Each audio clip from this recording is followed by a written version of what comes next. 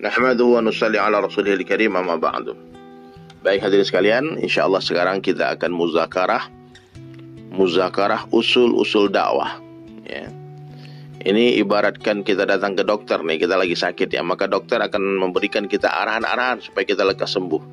Biasanya dokter katakan, Bapak kalau Bapak mau sembuh, maka perbanyak ini Pak, kurangi ini Pak, ini perlu dijaga, ini perlu ditinggalkan, ini nggak boleh disentuh Pak, ini harus didekati, dijauhi dan sebagainya. Nah, kalau kita taat dengan arahan dokter ini, insya Allah kesembuhan kita pun akan cepat. Nah, begitu juga dengan para ulama, para masyayikh kita memberikan kita arahan-arahan supaya kita penyakit rohaniat kita ini cepat sembuh. Nah, maka ketika kita dalam buat usaha dakwah ini ada usul-usul dakwah. Nah, jadi ada 4 hal yang diperbanyak. Selama kita khuruj fisabilillah, selama kita keluar jalan Allah, selama kita buat dakwah ini, ada 4 hal yang harus diperbanyak. Yang pertama apa? Dakwah ilallah. Banyak-banyak bicara kebesaran Allah. Jadi selama kita berjumpa dengan siapa saja, selama kita keluar jalan Allah ini, kita ajak mereka kepada Allah. Bicara kebesaran Allah kepada mereka. Yang kedua, perbanyak ta'lim wa ta'lum. Belajar dan mengajar. Luangkan masa 2,5 jam setiap hari kita baca ta'lim. Ta'lim fadilah amal, fadilah sedekah, muntakab hadis, muzakarah 6 sifat sahabat. Nah, perlu kita ulang-ulang ini. Yang ketiga, diperbanyak zikir wal ibadah. Nah, zikir dan ibadah ini diperbanyak. Yang keempat, diperbanyak khidmat. Coba kalian tulis di kolom komentar 4 hal yang diperbanyak. Yang pertama, dakwah ilallah. Yang kedua, ta'lim wa ta'lum. Yang ketiga, zikir dan ibadah. Yang keempat, khidmat. Khidmat ini melayani. Minimal kita berkhidmat kepada diri kita sendiri.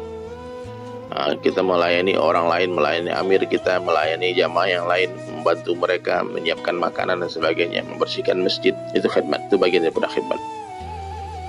Kemudian ada 4 hal yang dikurangi. Ya, yang pertama, dikurangi makan dan minum. Dikurangi makan dan minum.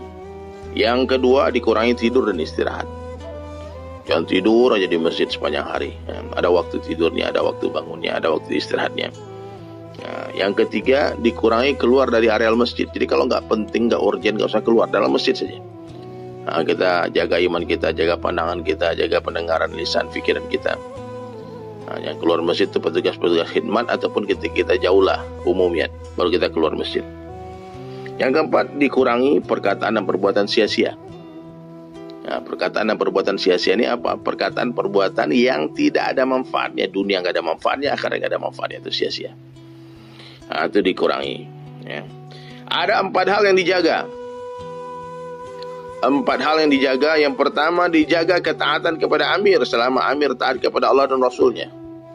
Ini sebetulnya kalimatnya itu yang sering kita dengar, tapi saya pernah mendengar muzakarah lain dikatakan selama perintah amir tidak bertentangan dengan perintah Allah dan Rasulnya, jaga ketaatan. Jadi jangan sampai dilihat kita nih amir nih nggak taat, nih amir nih salah, ini amir maksiat, kita nggak perlu taat. Bukan begitu.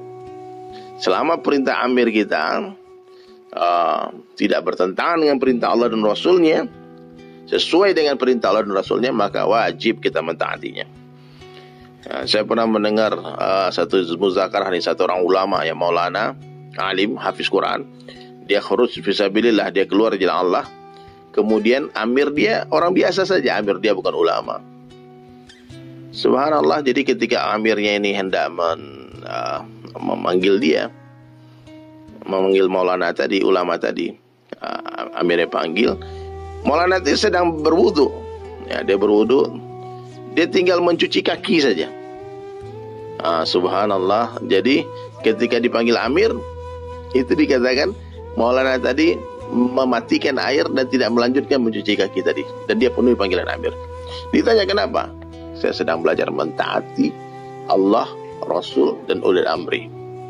Jadi taat itu bukan ntar dulu. Nah, kayak dipanggil suami manggil istrinya, Dek, ntar aku, itu bukan itu. Taat itu iya, matikan, langsung jalan. Kalau lagi masak, matikan kompornya, langsung temui suami. Itu taat. Kemudian yang ketiga, yang 4 hal yang dijaga. Yang pertama, dijaga ketaatan kepada amir. Yang kedua, mendahulukan amalan istimaiyat daripada amalan infiradi. Kalau amalan istimaiyat ini amalan berjamaah. Debunya amalan istimaiyat ini tidak bisa ditandingi ada amalan infiradi sebesar gunung. Ini amalan istimaiyat. Termasuk salat berjamaah, ta'lim, muzakarah, ini amalan istimaiyat. Tinggalkan kalau kita lagi zikir nih, tiba-tiba ada istimaiyat, ta'lim berjamaah, kita ta'lim. Yang ketiga, dijaga kehormatan masjid. Jangan gantung-gantung pakaian sembarangan, jangan aneh-aneh di masjid, jaga kehormatan masjid. Yang keempat, dijaga sifat sabar dan tahan uji. Subhanallah ya. Jadi 4 hal yang diperbanyak, 4 hal yang dikurangi, 4 hal yang dijaga. Kemudian ada 4 hal yang harus ditinggalkan. Yang pertama, ditinggalkan mengharap kepada makhluk. Yang kedua, ditinggalkan meminta kepada makhluk. Mengharap aja nggak boleh, apalagi meminta. Yang ketiga, ditinggalkan memakai barang orang lain tanpa izin, gosok. Itu nggak boleh tuh. Meskipun Quran nih, itu Qurannya orang, kita pakai minta izin dulu kalau itu punya pribadinya orang. Yang keempat, ditinggalkan sifat boros dan mubazir. Ya, tinggalkan itu. Ya, kemudian ada 4 hal yang tidak boleh disentuh selama kita keluar jalan Allah.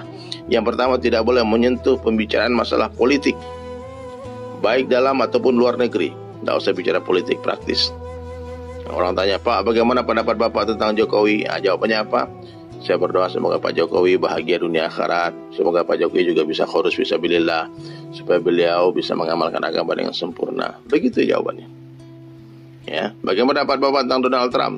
Ya Allah, saya berharap Pak Donald Trump ini masuk Islam, jadi orang Islam, jadi pejuang agama, bantu agama. Begitu. Yang kedua, selama kita keluar dari jalan Allah tidak boleh menyentuh pembicaraan khilafiyah. Perbedaan faham fikih, madhabnya ini, madhab itu tidak boleh dibicarakan. Selama kita keluar dari jalan Allah, tidak boleh bicara khilafiyah. Yang ketiga, bicara yang baik-baik saja. Tidak boleh bicara aib seseorang ataupun aib masyarakat. Yang keempat, tidak boleh berbicara status sosial atau minta-minta sumbang. Aku orang kaya ini mau nyumbang 1 M, nggak boleh. Ini jenderal ini datang, nggak boleh. Selama kita keluar dari jalan Allah, kita tidak boleh bicara derma dan pangkat. Oke? Kemudian, selama kita keluar jalan Allah, ada 4 hal yang didekati. Yang pertama, ulama. Yang kedua, juru dakwah mubaligh. Yang ketiga, ahli zikir. Yang keempat, penulis kitab, para musannif. Kita dekati mereka, ambil barakah dari mereka, minta doa dari mereka.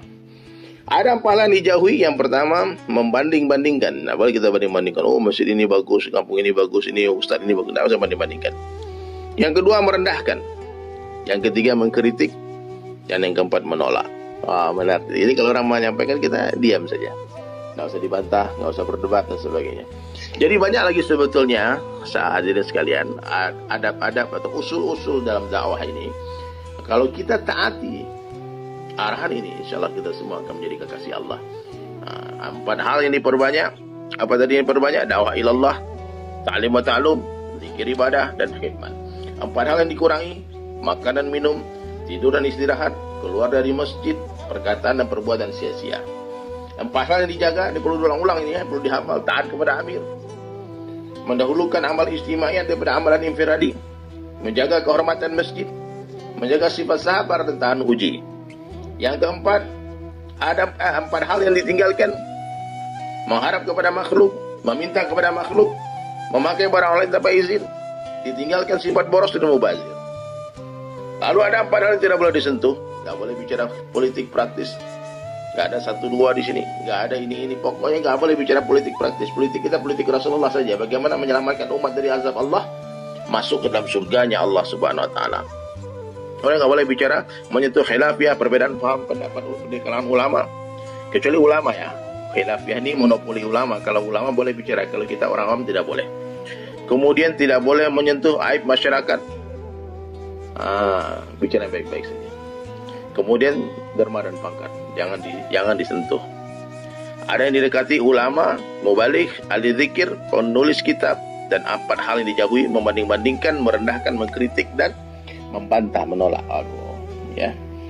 Banyak lagi muzakarah kita berikutnya insyaallah. Ini semoga mengobati kerinduan teman-teman jemaah yang lama tidak bisa keluar jalan Allah Subhanahu wa taala karena adanya pandemi ini. Saya berharap semoga pandemi ini lekas berakhir dan kita bisa keluar lagi lah sama-sama sejauh mungkin, selama mungkin. Kita sebarkan cinta ke bumi ya, ambil cinta di langit, sebar di bumi ya, insyaallah. Dan semoga Allah istiqomahkan kita dalam dakwah, dimatikan dalam dakwah dengan husnul khatimah, mati dengan kalimah la ilaha illallah.